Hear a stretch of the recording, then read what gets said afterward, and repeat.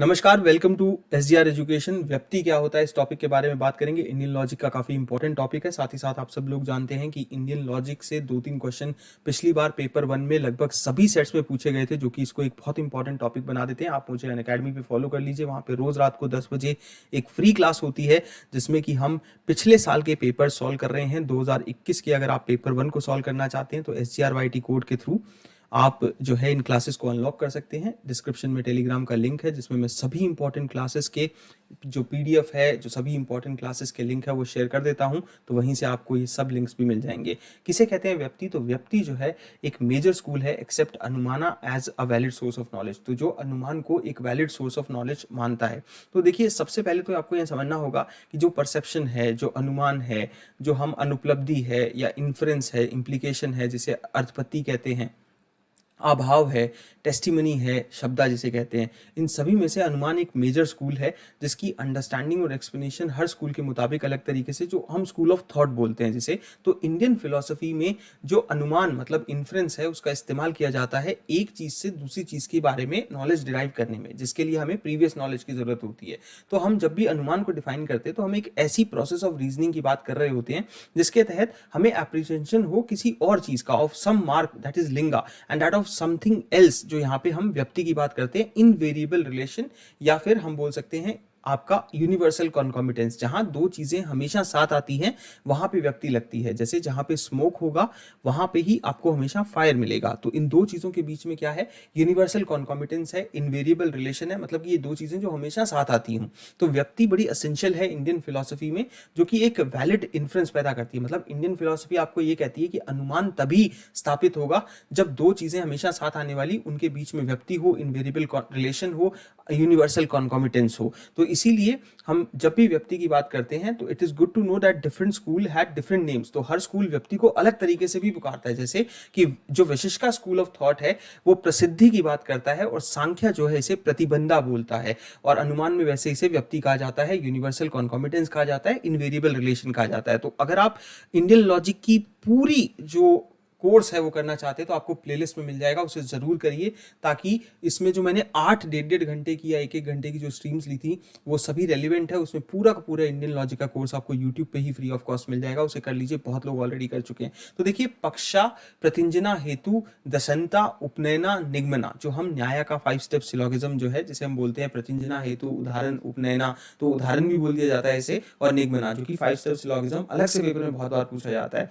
ज्यादातर Indian thinkers की अगर हम बात करते हैं, जो कि इन्फ्रेंस को एक नॉलेज का जरिया मानते थे, उन्होंने ये यूनानिमसली एक्सेप्ट किया था कि इनवेरिएबिलिटी का जो तरीका है, हम किसी चीज को अगर जानना चाहते हैं तो अनुमान इसमें एक बहुत इंपॉर्टेंट तरीका है। जिसमें कुमारिला ने भी ये कहा था कि व्यक्ति जो है वो एक सिंपल असर्टिव जजमेंट नहीं है, जबकि वो एक नेसेसरी जजमेंट है। जयतीर्थ जिन्होंने न्याय सुधा में ये बात कही थी कि इन्फ्रेंस ना एक फ्लॉलेस रीजनिंग है, उसमें कोई कमी नहीं है, क्योंकि वो इनवेरिएबल रिलेशन पे आधारित है, जहां पे दो चीजें हमेशा साथ आती हैं। तो जो इनवेरिएबल रिलेशन होता है किसके बीच में होता है? हेतु के बीच में, जो रीजन है, साध्य जो कि हम बोलते हैं फायर को, और हेतु जो हम बोलते हैं स्मोक को। तो हमें स्मोक से फायर का पता लगता है, ये कहा जाता है। तो हमें प्रोबेंडियम का पता लगता है किसके थ्रू? रीजन के थ्रू, हेतु के थ्रू, जो एक असेंशियल डिटर्मिनेंट है ये जानने का कि कैसे इन्फ्रेंस जो है वो बाकी फॉर्म ऑफ कॉग्निशन से अलग है। मैं आपको यहाँ ये भी बताऊं कि परसेप्शन में जो हम देखते हैं, महसूस करते हैं, हमारी 5 सेंसेस के थ्रू हम उस चीज को मानते हैं जो हम स्मेल कर सकते हैं, जो हम सुन सकते हैं, देख सकते हैं। टेस्टिमनी में जो ऑथेंटिक लोगों का कहा गया है, जो उनकी रिटन ओरल हमारे को टेस्टिमनीज है, उसके बेसिस पे हम चीजों को मानते हैं। कई बार आप ये सोचोगे अर्थपत्ति में भी तो सर हम अनुमान लगाते हैं, व्यक्ति में भी अनुमान लगाते हैं, तो व्यक्ति अलग क्यों है?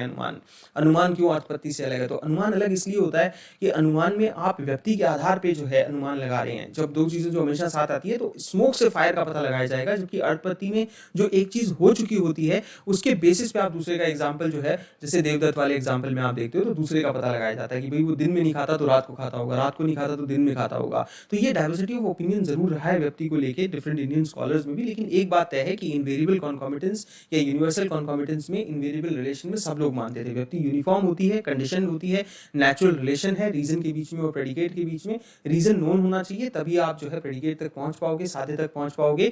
और कोई भी इन्फ्रेंस, नो इन्फ्रेंस अनुमाना इज पॉसिबल, कोई भी अनुमान नहीं पॉसिबल होगा जब तक कि इनवेरिएबल कॉन्कॉमिटेंस या व्यक्ति उनके बीच में नहीं होगी। तो ये ध्यान रखिए कि जो व्यक्ति का कोई एग्जिस्टेंस है वो इस बात में है कि wherever there is smoke there is fire, की जहां भी स्मोक होगी वहां फायर होगी। इसीलिए प्री प्रीवियस नॉलेज बड़ी जरूरी होती है कि आपने जहां स्मोक देखी थी वहां फायर देखी हो, और यही चीज यूनिवर्सल रिलेशन भी स्टैब्लिश करती है। साध्य जो कि फायर है, जो हम ये बोलते हैं ना कि जिस तरफ हमें निशाना साधना है, तो फायर जिसका हम पता करना चाहते हैं, जो मेजर टर्म है, किसके थ्रू पता करेंगे, हेतु के थ्रू पता करेंगे। यहाँ पक्षा या माइनर टर्म क्या होगी, हिल, जहाँ पे ये सब कुछ हो रहा है।